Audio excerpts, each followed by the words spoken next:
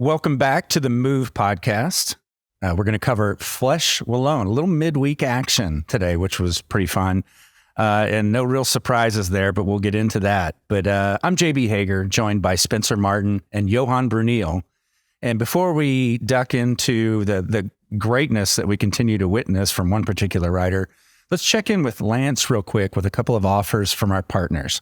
Today's show brought to you by Ventum. We both brought the brand new NS1s here. And you, of course, rode yours with the Flanders trip, and you loved it on the cobbles. This bike, and we're here on these roads that are, they ride at Strade Bianche and the other race called Leroica.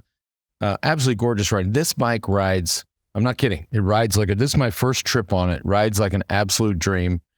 And of course, the other bike that we ride from them all the time is the GS1, which, it's even debatable whether or not you could bring a GS1 here. Actually, the NS1 rides amazing, right? Proper wheel setup, proper tire setup.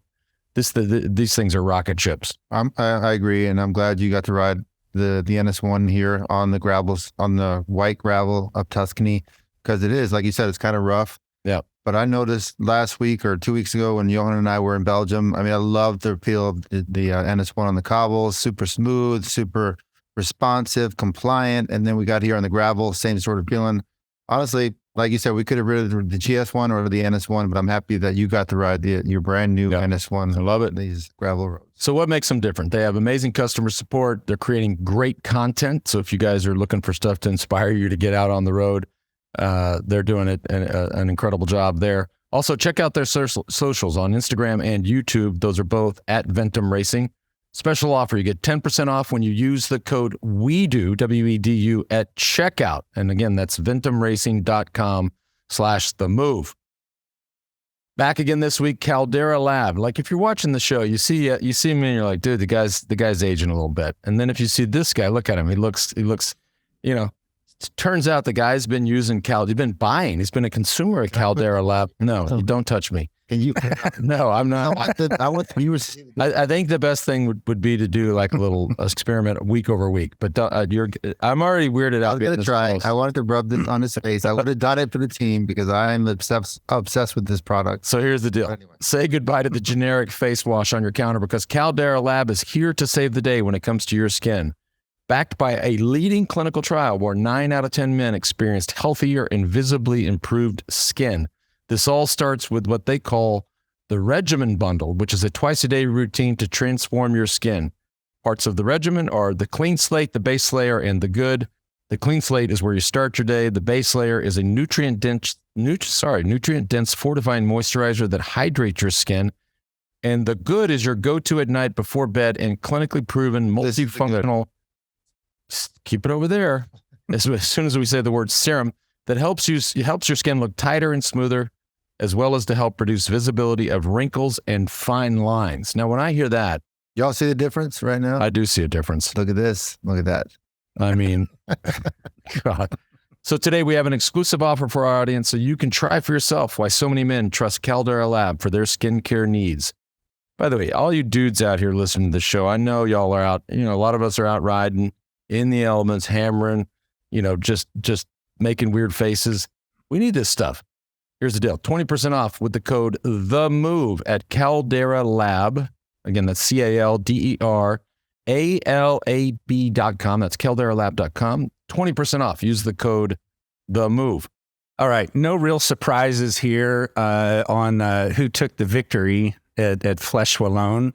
Although I think it'd be interesting for you guys to kind of share with our audience a little bit of what these courses are like in comparison. Because I think, Johan, you've mentioned that this was the tougher one for Pogačar to win. Well, yeah, I think it's not the tougher one, the most difficult one for him to win. Flèche Wallonne is usually, it's a hard course. It's in the Belgian Ardennes. Climbs are similar to Liège-Bastogne-Liège, except the finish. The finish is really steep and shorter. But I think when I say it's more difficult for Pogačar to win, it's basically because of the distance. It's 194 kilometers compared to, the big one-day classics, which are 250, 260. In the case of Tour of Flanders, 270, I think, almost. So in this case, Flèche Wallonne is very predictable. You know, it has this steep wall at the end, the Mur de Huy. It's about 1 kilometer long, but extremely steep. They do it 3 times. But like 20% at one point. Yeah. There's some really steep. Like there's 2 corners that are super steep. And so what does this say is that, you know, you have the whole peloton, especially the other riders. I'm going to call them favorites, although whenever Pogačar is riding nowadays, there's only one favorite, it seems. We'll see if on Sunday in Liège that's going to be the case again. But, you know, basically you have these riders really focus on the last climb and the last 30 seconds of that last climb, and basically saving themselves. I mean, if you can call it saving, because obviously the race is fast, but they're not doing anything than sitting in the bunch with their teammates around them and just focusing on getting as good as possible to that last kilometer, and then ultimately trying to follow, or, you know, in case there's no attacks, to attack at the end. But I mean, Pogačar said it in his post-race interview. He said, you know, it's a bunch sprint up the climb, which basically is true. Although a sprinter has no chance in this race. But you know, I think obviously if this would be 240, 250 kilometers, I think it would be easier for him to win. Not that he didn't win easy. But if you see the result and if you look at the images at the end, you would say, oh, wow, you know, he won, but, you know, those other guys were close. He is definitely a lot stronger than the rest for the moment, but that's why I say, you know, shorter race and very predictable way of racing makes it more difficult for Pogačar to win these races. Yeah, and tell me if I'm wrong here. It's kind of like 2 key things on the final climb. Like you really have to be well positioned. Like Pogačar is kind of sitting second or third wheel the whole time, which means you had to invest a ton of work, or your team did, like in the 20K before that to get you there. And then it's just about waiting. Like it's really like who can go last. You know, it's like everyone gets too excited. We saw Bardet tried to go with like 500 meters to go and got blocked, which probably was the best thing for him. But, you know, if you think about like the human body, you can really only go anaerobic that hard for like 20 to 30 seconds, maybe 30. You want to be closer to 20. Yeah. And like, that's what you said. It was a 23-second final surge. Like he timed it perfectly. And it's really a waiting game at this race. Yeah. I mean, and if you look, it's positioning is one thing, but then, you know, after 300-400 meters on that climb, it's basically a drag race up, right? Pogačar was already in great position. At some point, he was even in first position or with another guy next to him, but he did not put his final effort in yet. And then, you know, finally, when he decided to go, that was 23 seconds. Like I timed it from the moment he went, and that's, you know, that's what he can do. He can go definitely the same speed for 23 seconds, and the others just didn't have it. You know, I was quite impressed though with the young Danish gal THEMOVE from Trek Segafredo. He did a really good climb and a good final, because he was initially, I thought it was going to be Ciccone, their leader. He's built for these kind of finishes, and he was up there. I think he was in the wheel of Pogačar, but then THEMOVE came on the right, and his speed was quite impressive at the end. So great race from Trek Segafredo also today, being second and fifth. You guys make a great point calling it a uphill bunch sprint, because it's very narrow. And as you mentioned with Bardet kind of getting boxed in, like that positioning could go very wrong, even for Pogačar. Yeah. You had to be positioned very, very well to not get closed out at that last 30 seconds. Yeah, especially at the beginning, when, you know, they all come, and then the last kilometer, and they all come. It's like everything's bunched up, and before you know it, you're like in the middle of that little group, and then you're in the back, and you have to move up again. So those kind of efforts that's definitely what you feel in those last 20 seconds.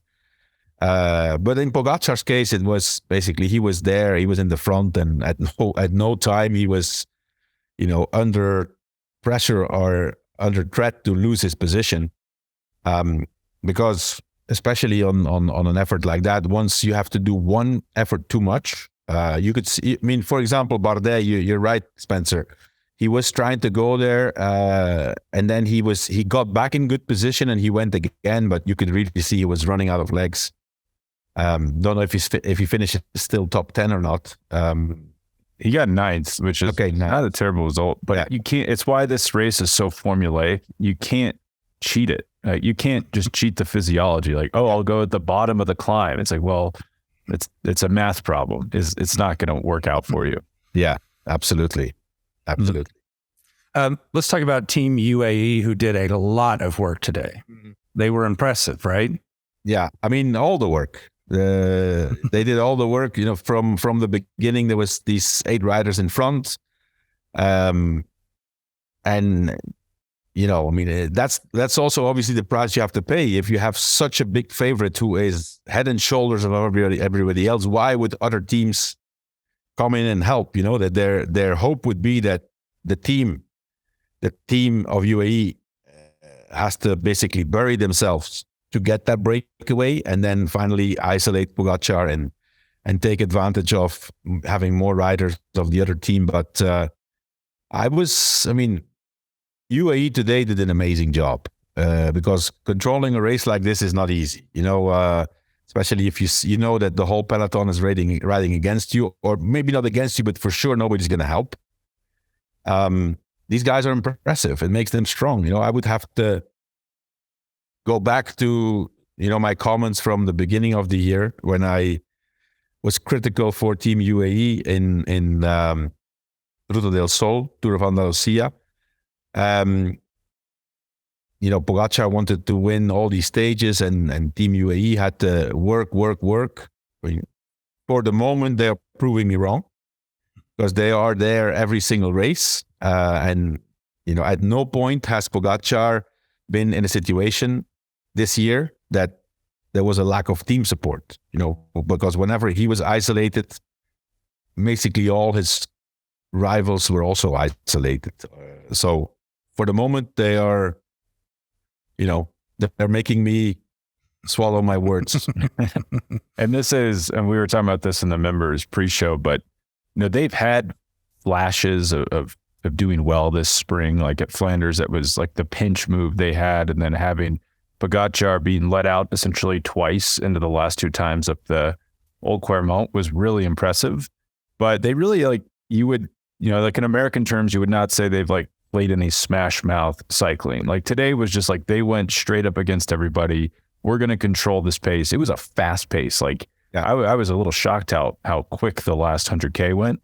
And they seem not to have any problems with it. I mean, Pogačar was never really that far back in the pack, kept him out of a crash that took down Nielsen Palace and a few other guys late in the race, and just really impressive. Yeah, as Johan said, I've also been wondering, like, are they not the strongest team? Like, are they not as good as they should be, considering how much money they spend? And is this going to bite them in the butt when the Tour de France comes around?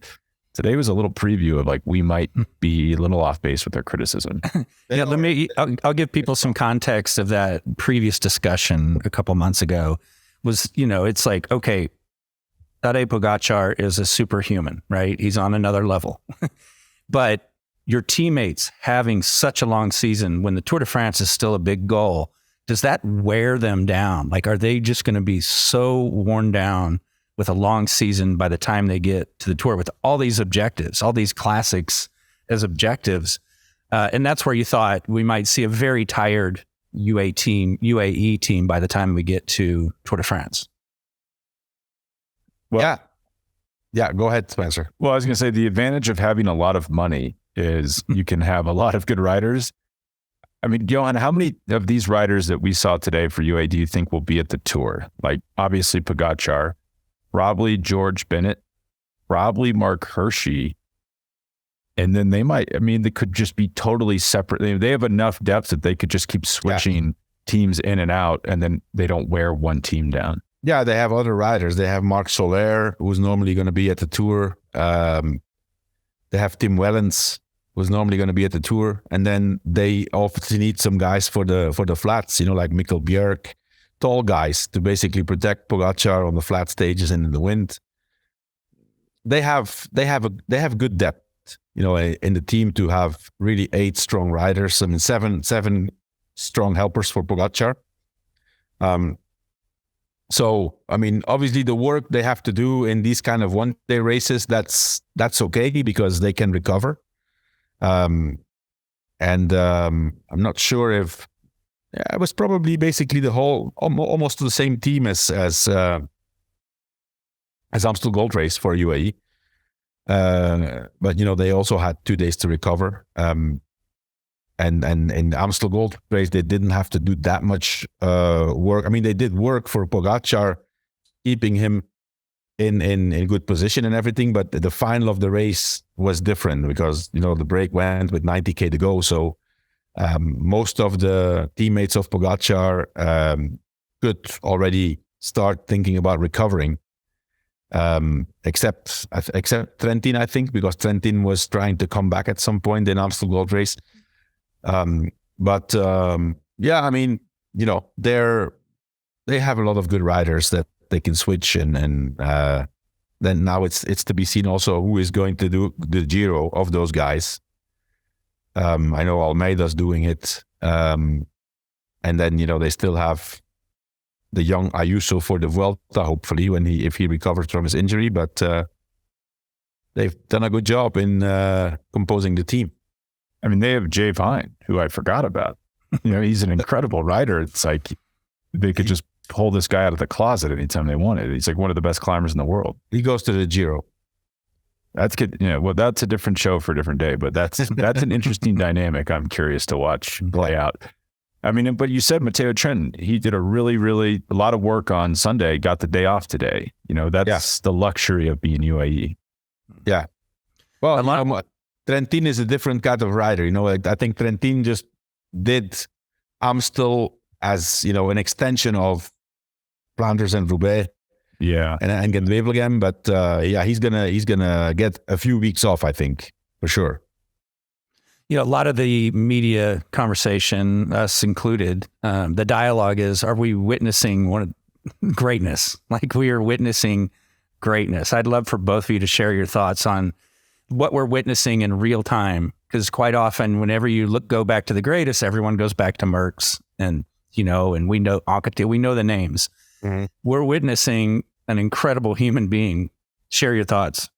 Yeah, I think so. I think the issue is that, and I think it's not just now, in the past even more, while we are witnessing greatness, we don't realize, because you only realize that it's greatness after, like 10 years later or 20 years later, right?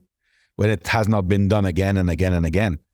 But I think it's, at least as long as I know about cycling, it's the first time that I really hear comments, this is like Eddy Merckx. This is like Eddy Merckx. Because it was always, there's never going to be anything close to Eddy Merckx, right? And I'm not saying that, Pogačar is never going to be like Eddy Merckx, because you can't compare eras, right? I mean, you can't right now, nowadays, you can't say, a rider is going to be 4 times world champion, 5 tours, 5 Giros, 1 Vuelta, all the monuments, 7 times Milan-San Remo. That's just not possible anymore. But if you look at certain statistics, there start to be statistics that only Eddy Merckx and Pogačar have right now. And for example, Tour of Flanders, Amstel Tour, that there's only 2 riders, Eddy Merckx and Pogačar. I even think, and I'm not sure, but I don't know if Eddy Merckx ever won the Flèche Wallonne. I think he did. I don't think he won them all in the same year. No. Well, yeah, that's a bit too much, Spencer. I looked this up this morning. I think he did win Flèche Wallonne. Here, I'll pull it back up. So Eddy Merckx won Flèche 3 times. 67, 70, 72. Yeah. It was different then. It was different then. It was not finished on the Mur of Rui yet. It was different. Oh, okay. But anyways, yeah. But just to put this in perspective, like if we take subjectivity out of it, assuming these are big ifs, let's say Pogačar wins Liège, Lombardia, and the Tour. He will be pretty much even with Merckx's palmares through the first 5 years of both of their careers. Yeah. I mean, that's unbelievable. I never thought anyone would be able to match that pedal stroke for pedal stroke, basically. It seems impossible. And it is possible. You know, I mean, if he wins Liège, he can definitely win Liège next Sunday. He can win the Tour and he can win Lombardy. Those three are definitely, you know, accessible for, I mean, I think there's a high probability it happens. Do you guys know just how many riders have won all 3 Ardennes Classics in the same year? Amstel, Flèche, and Liège? I can only think of 2. I could only find 2. I went back through the record. So Philippe Gilbert and David de Rebellin. Yeah, he could become the 3rd. I mean, Eddie Merckx never did that. So Gilbert has an extra win because he won Flèche Brabançon, Amstel, Flèche, and Liège. But Gilbert didn't go on to then win the Tour de France. You know, that's where it becomes almost hard to comprehend. Yeah. At all. Listen, winning the 3 it's doable because it's the same type of rider. What I still keep, I mean, I still can't get my head around the fact that Pogačar's winning these races that he's winning now. It's you know, I think we could all expect that he would win some of them. But then the Tour, and then especially the Tour of Flanders, right? Okay, Gilbert also won the Tour of Flanders, so but he never won the Tour, so not even close. I was looking at, I think Pogačar gets a couple months almost before Tour of Slovenia. So what does that look like for that couple months for him? Because you obviously kind of want to recover, reset, and then start to build back up. What is that program? I mean, I know programs have changed quite a bit. What does that look like to come off such a high peak, get yourself reset, and then build back up? Do you have any idea what that looks like? I think it's going to be a lot of altitude training or altitude tents or whatever altitude simulation. Which, you know, that's another thing that I think we've talked about it on other podcasts already, which is, you know, making him different from the others who already are at altitude regularly since the beginning of the season. He has not gone to altitude yet. And obviously, I think, you know, he knows that when he goes to altitude, then when he gets back, the effect of altitude is a big benefit for him. We'll see now. You know, we'll see. Remco Evenepoel is coming down from altitude for Liège. He gets back tomorrow, and usually he's really good after altitude. And then, you know, knowing that Pogačar still has to go to altitude, so in theory, that should still be another level up from his current form after his time spent at altitude and training at altitude.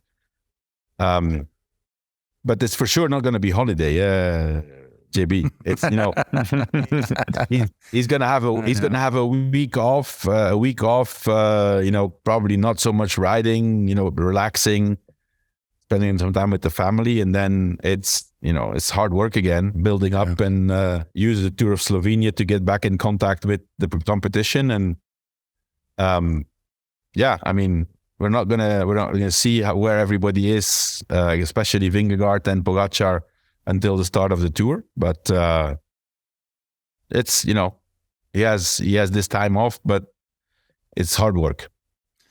Before we get into Liège, which I do want both of your thoughts on that, a couple of other riders that I know we wanted to mention. I think we all thought Tom Pidcock would be right there. Mm-hmm.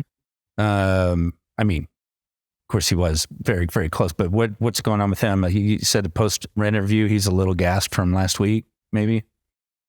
That's what he said. He said, you know, he was not recovered and he said he felt okay.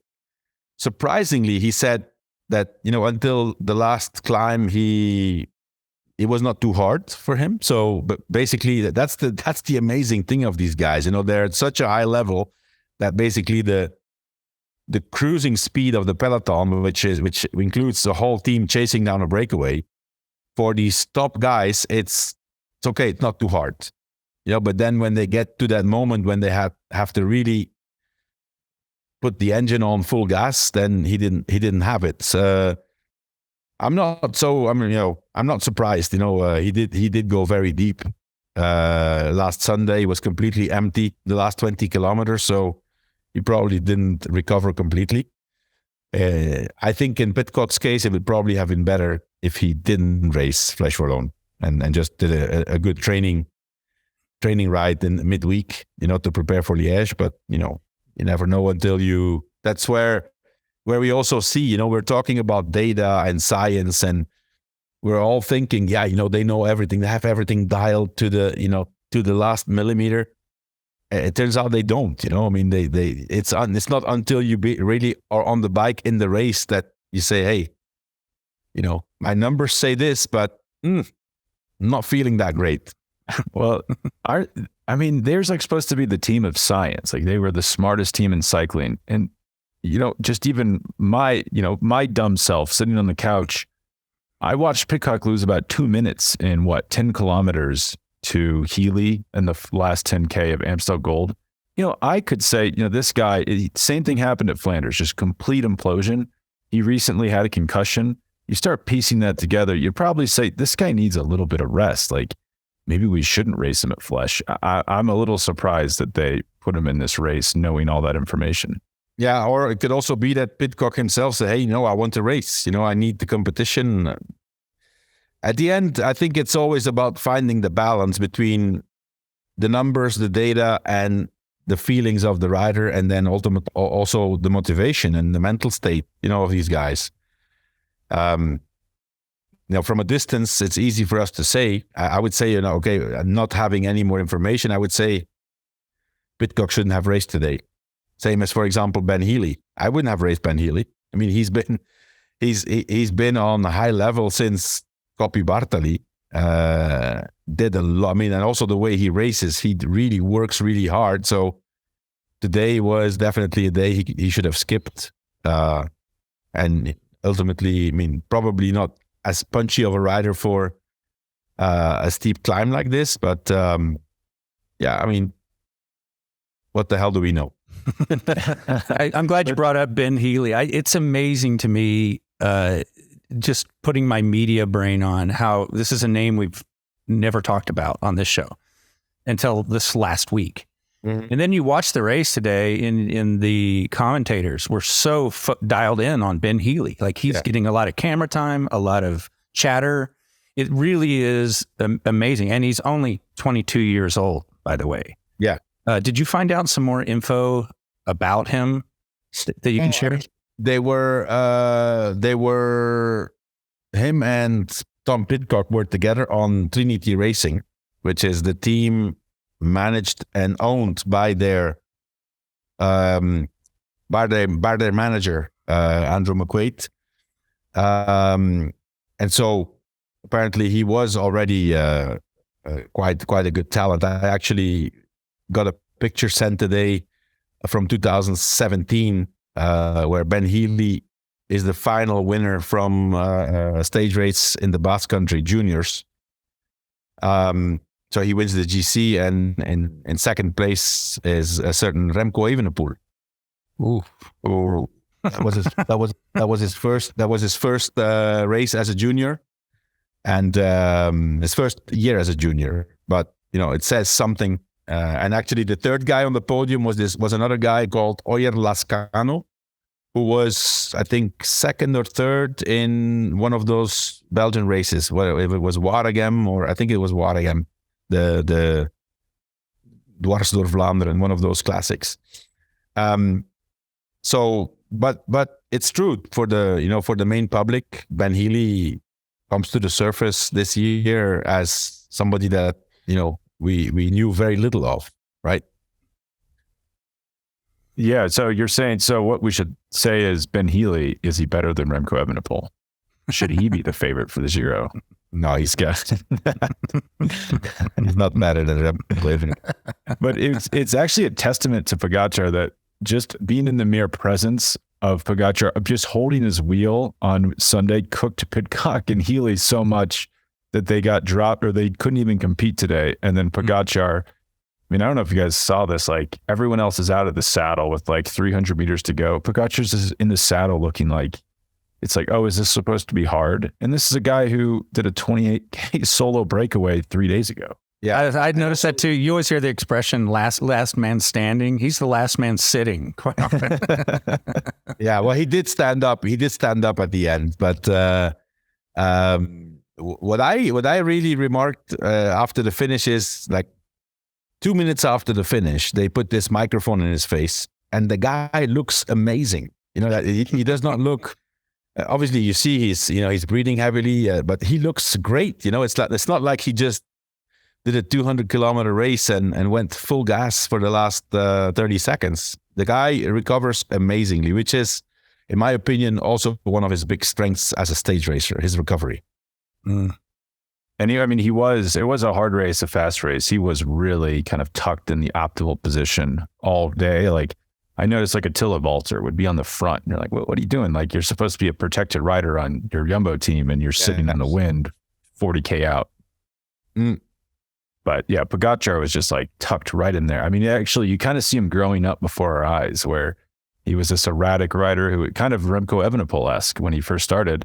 And then now it's like he's getting smarter and smarter and smarter about his race strategy.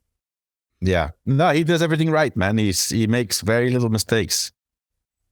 Well, we've got to give a shout out. Oh, sorry, JB. To Mikel Landa, third. It's a big third place. Mr. Always third. There's like really good one-day riders behind him. I think Mike Woods is a specialist, and he got beat by Landa on this match. No, the competition for second and third, you know, and I don't know if you guys saw the Schielmosa interview after the race, and Landa. You know, they're both super happy, you know, because before the race, both of them said, if you would have said before the race, I'm going to be second, I'm going to be third, I would say I'll take it, because they just started with, you know, in their head, okay, if nothing happens, they know that for them, they cannot beat, definitely not these guys, they cannot beat Pogačar.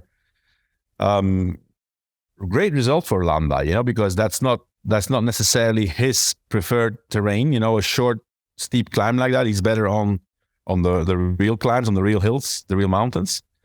So, yeah, I mean, nobody talked about Landa being one of the favorites, but being on the podium for him is a good result, a really good result. Yeah. Before we talk about Liège, we're just going to take a quick moment here, check in with Lance again, and some offers from a couple of our partners. Helix Sleep. We've been talking about Helix mattresses for years. The thing I love about what they've added is, as a father of 5, the Helix for kids, right? Don't forget the little ones. The Helix Sleep also has kids mattresses designed for children 3 to 12 years old and has been awarded the best mattress win. Check this out. So they won the award in GQ and Wired for the adult mattresses. Now, listen to this. They've now been awarded best mattress winner by Parents Magazine. I mean, don't take it from us. We're struggling without it here. No, I know. We're on the road. We're sleeping on these Tuscan beds. Helix, please send your mattresses to this hotel so we can come back. And this is another neat thing. Unlike other mattress companies, Helix actually owns their own manufacturing facility. Every mattress is made in the USA and shipped from their factory to your door. All you got to do is go take the Helix Sleep Quiz. Take you about 2 minutes. Talk about your sleep characteristics. They'll completely customize it. Also over 12,000 5-star reviews. Head on over to helixsleep.com. Use the code THEMOVE. That gets you 20% off all mattress orders and 2 free pillows. 2 free pillows. Again, that's helixsleep.com/TheMove. Today's show also brought to you by HVMN. We talk about it all the time. This is the go-to ketone for this Peloton, and certainly for this show. It is a game changer, whether you're looking for recovery or performance or mental clarity, right? This is the crazy thing for me. And I know, JB, you've touched on this a lot and are a firm believer with whether we call it COVID brain or just, a hangover from South by Southwest. Ketone IQ and HVMN have changed the game. It actually crosses the blood-brain barrier, which is very hard to do for all you people that know about those things. Again, 60% of the Peloton is using it. Total game changer. head on over to hvmn.com. Use the promo code THEMOVE. That gets you 20% off. hvmn.com, promo code THEMOVE. Last one of the day, my favorite, George's favorite. Manscaped. Look, the man travels with his He's even got the case. These guys, they never sent me the travel case. He's got his Manscaped thing. I'm still working on him over here on the silhouette where George does the full shave down. Well, we are going to make this happen. had you let me rub the good on your face, I might have thought about it. Oh, you didn't say that before. Here's a little bit of cool news. As much as I love this brand, but they're really doing something near and dear to my heart. April is Testicular Cancer Awareness Month. I don't know if JB, do you know that? Did not know. So they're super involved, helping to raise funds for a great cause. They are the leaders in below the waist grooming. They're partnering with the Testicular Cancer Society to remind you to check your golden nuggets this month for anything not so golden. And while you're down there, this is amazing. Shave your balls while you save your balls. I should actually, as I'm reading that, it might be a slightly different read. So let's support a good cause and go to manscaped.com. Use the code THEMOVE to get 20% off plus free shipping. Again, that's manscaped.com and use the code THEMOVE. And again, April is National Testicular Cancer Awareness Month. And very important, they're donating $50K to their longtime partner, Testicular Cancer Society. That's amazing. Thanks for, on a serious note, really, Manscaped, thank you so much. Awfully important, especially young men out there who think you're invincible. You're not. So head on over to manscaped.com. Use the code THEMOVE. Get you 20% off. All right, busy week here at the Move, and we've got Liège-Bastogne-Liège on Sunday. And I know you guys go deep, deep, deep on Outcomes, the show that's in our season pass portal with your predictions. But a little insight, if you could share with us what you're thinking. Obviously, Pogačar is, again, a favorite, but who else is participating on Sunday that can give him a go at all? Spencer, you want to go first? I think it's one rider. I think it's Remco Evenepoel coming down from altitude, which he flies when he comes out from altitude. But Johan, I have a question more than any type of insight. How the hell do you beat Tadej Pogačar in this form? Like, do they just go from 150K out, try to get ahead of Pogačar? No, I mean, in Evenepoel, I mean, those two riders, and I agree with you, Spencer. As for now, it's like, there's only one rider you can think could make life difficult for Pogačar. It's Evenepoel. One thing you could think, for example, is that Pogačar has been on a very high level already for a number of weeks now, so he's staying there, or maybe losing a little bit of freshness, could be. And Evenepoel is coming up. Right, so he rode great in Catalonia, then went to training camp. So he's the defending champion. He was amazing last year and super strong in Liège, like incredibly strong. But you have to. I mean, Pogačar didn't participate last year because of a family, a death in the family. I mean, normally if things go as planned, they should go together to the finish, and then normally Pogačar wins.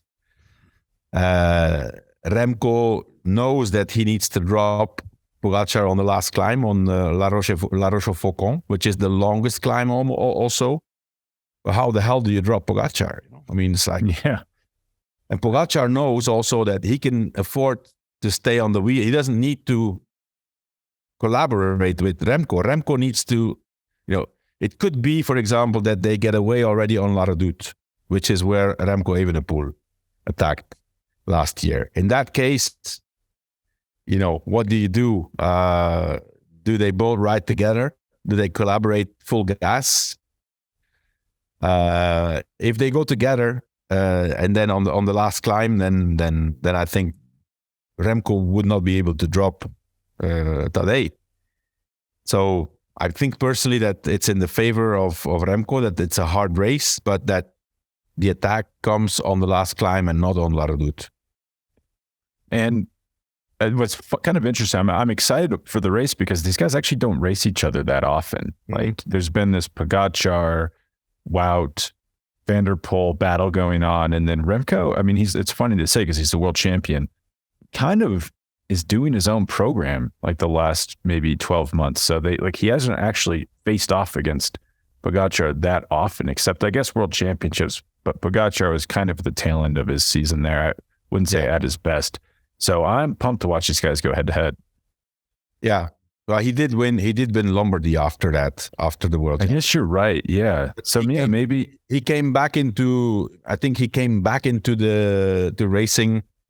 Well, actually, you know what? No, because he won one of the 2 races in Canada also, Pogačar. Oh yeah. So maybe he just had a bad day. Yeah. It's different also. You know, it's racing with countries. It's not with your trade team, so it's different. And Remco was on an amazing day. Went away with long time before the finish. There was no communication, with no radio communication. But anyways, he was the best in the World Championships. This year, Remco has a different program. His big goal is the Giro, so I think it's logical that he worked towards that goal. And well, it's I think it's that's what's gonna make Liège-Bastogne-Liège so much more interesting, to finally see these 2 guys against each other. It's pity that, for example, Vingegaard is not there. That would have been nice to see. Yeah. I mean, I would, if we're being greedy, Van der Poel and Van Aert. I mean, Van der Poel almost won it actually in 2020, and Van Aert got second last year. And Roglic, yeah, come on. I know Roglic won this in 2020, and I was like, okay, he's not doing it because he's doing Giro, but Remco, as you just said, is doing the Giro, and has made this a goal. I would like to have seen Roglic there on Sunday. It's probably smart strategy not to do it, but yeah, I would like to see it. The one thing about Remco that does make this slightly complicated for Pogačar is, tell me if I'm off base here, like his body just looks different from it did even 12 months ago when he won Liège. Like he looks leaner, almost more like physically mature. Like I'd say he's a stronger rider than he was when he won Liège solo 12 months ago. So that can make him difficult to deal with on this course. Yeah. No, listen, he is one of the 2 big favorites, and in my opinion, he should actually be the top favorite. He's the defending champion. Is hungry for a huge result in Belgium. His team desperately needs a big win.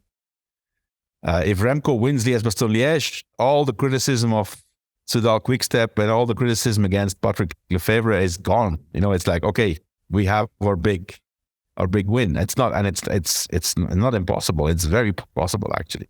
What if they don't? I mean, let's just say Remco gets a flat. Then it's a disaster spring for that team. Well, yeah, I mean, I don't know, man. I lost the count now, but the last time I checked, they were in second position in terms of most wins of all teams. They had 18 wins already this year. They're 4th in the UCI points rankings. So I mean, it's good. Bad. Yeah, but you have to imagine back home in Belgium, there is some sort of expectation for these one-day races that you get at least I would say the big gripe I have is they're not even competing. It's without Remco, they don't really have the ability to compete. There's more teams like that, Spencer. Look, I mean, what do you say about Ineos? They have double budget of Soudal Quickstep. 2 Tour of Alps stage wins in a row. I mean, that is enough to justify. Listen, hey, we're going to talk about Tour of the Alps in a few days, and I hope that Theo wins. He's a very loyal listener of the Move, by the way. Sent me a nice comment about something we said about him in the past. But Ineos, I mean, if you look at Ineos, they are, how do they justify their budget and the decisions they made, It's not a bad point. It's that they've been really lacking this spring. Well, if you're looking at UCI team points right now, like who's surprisingly way down there as the spring season is winding down? Great question, JB. So I'll just here surprisingly up Lotto Destiny. That's it, right? Yeah. Yeah, they're doing a great spring. And then really surprisingly bad is I'd say two teams. Team Jayco Alula 19th, Total Energies 20th, and then Astana. I mean, oh my God. Where's Astana? 24th. So that means there's 6 second division teams ahead of them. Yeah. Yeah, they're really struggling. I mean, they actually have started, like Lutsenko was really good at Amstel, and they were like aggressive today, and we saw people at the front of the race. So it's like we're building towards at least being a respectable team. And then where is Intermarché for the moment? They're 10th, so about mid-table. Okay, so they obviously they didn't have the spring we expected compared to last year, and even in the off season we said, they did a great job in, we said they did a really bad job. They lost talent. Yeah, they lost talent. But they were really over-indexed, I would say, on Biniam Girmay. Yeah. And then they were just, everything depends on him. If he's having a good year, they're going to be what's good. going on? What's going on with him? Do we know? Well, he had this really bad crash in the Tour of Flanders. So I think he's out of circulation now. I think he's going to start again soon. But, after the incredible season he had last year, to confirm that it's not easy the year after, more pressure, obviously a huge responsibility for him within the team. And, not everybody can deal with that. He's going to be back. But I think 10th place. That's for them. That's where they're supposed to be. That's where they belong, like mid-range in the World Tour. Yeah, if anything, you could say that's overperforming for a team of that size. That's pretty impressive. It's funny, did you guys see that FDJ Mark Matteo was complaining that there needs to be a salary cap and it's not fair? It's like, actually, FDJ is a pretty big team. They're right above, they're in 7th place in the UCI points rankings, and they're consistently actually a pretty good team. And I would guess their budget's pretty big. So they have a good budget. For Intermarché to be close to them, that's good for them. Yeah. Any final thoughts? I do want to tease what our FAM show is up to with Ali and Mari on Monday, because some people I do see the messages. Why aren't you covering the women's? We are. We're going to bundle these 3 races together on Monday, but a very special guest, and a bit of a spoiler if you haven't watched the women's race today. Demi Vollering is joining them on the show, and she won this past weekend at Amstel and won today. So maybe Liège. And maybe Liège. So that's going to be a great interview. You might want to check that out. And then also, I want to mention something else. Our listeners were amazing last year during the Tour de France when we raised some money for the kids of Uvalde. One of our listeners to the Move brought to our attention this area in Tennessee called Tellico Plains. It's a small community that just has a lot of disadvantage.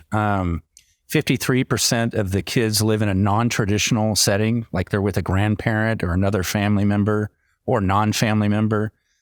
33.5% of the residents live below the poverty line. The median household income there is just over $28,000 a year.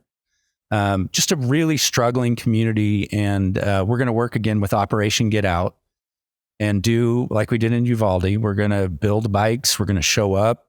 We're going to and deliver bikes to all these kids here in probably a month or 2. We don't have an exact firm date set up. But again, the feedback we continue to get from Uvalde is it's a changed community. You see kids on bikes everywhere where you didn't before. And we're going to try to replicate that again with our friends at Operation Get Out and also Melajani's helping us pull this off. So if you can donate, you'd like to donate, change a kid's life, you can go to wedo.team, and on the top menu bar, you'll see a click to donate item there. So please, if you can, we'd appreciate it.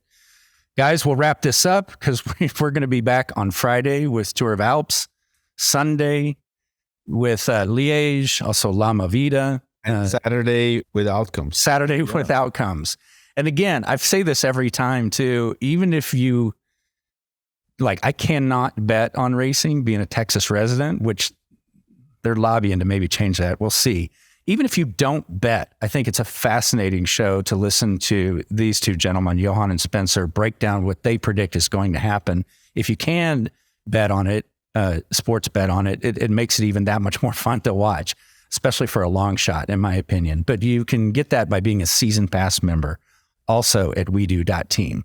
So on that note, I'll let you guys go. Thank you very much. And Johan, you enjoy the rest of your evening, and Spencer, the rest of your day.